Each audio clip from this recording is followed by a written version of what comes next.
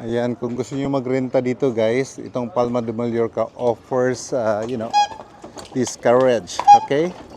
Ayan, so kahit saan sa Spain, meron talaga itong mga carriage, alright? Okay, horsey, horsey, horsey. Kahit saan ka dito guys, ang daming kainan, look at that, no? So marami ka talaga makakainan, maraming mga souvenir shops. So everywhere you go, marami kang mabili. And look at this Spanish architecture and these trees. Look at that. Ang ganda talaga guys. Colorful. Typical of Spanish architecture. Yan mo guys. Grabe na talaga ang mga damit dito guys. No? As in. Look at that. Alright. So ang ganda talaga ng architecture guys. Look at that. Look at the spires and all this support. Saan kaya si Batman ngayon? Alright, nakalabas na rin tayo sa city walls. Ayan guys, that's one of the entrances to the old city. And dito naman guys is the city itself. Alright. So kung notice nyo guys, no, wala namang dumadaan ng mga sasakyan. Pero yung mga tao dito, pag stop, di talaga ito gumagalaw.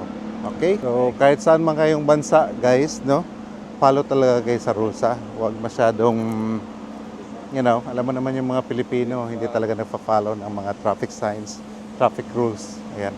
Puntahan natin yung guys, yung palang Ralambla ng Barcelona. Alright. Alright, andito na tayo, naglalakad lang and makita natin na this pedestrian street here resemble that of Barcelona, Spain, La Rambla.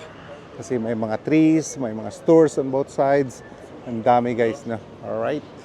Again, just like Ralambla, this is dotted by a lot of restaurants, guys. And so many people feeling safe talaga. Napakagandang puntahan at pasyalan. So, looks like some Greek art or, Pasi Disborn. Alright.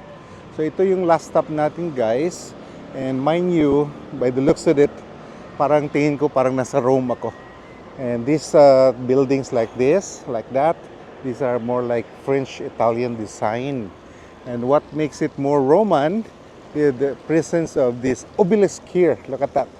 So feeling ko talaga guys parang nasa Rome ako ngayon.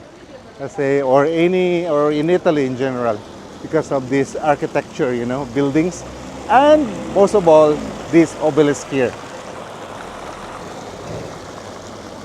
Thank you for coming with me on this one and I hope nagbigay ako sa inyo ng magandang idea about Palma de Mallorca here in the middle of Mediterranean. Thank you for watching and see you in the next one. All right? Gracias, muchos gracias.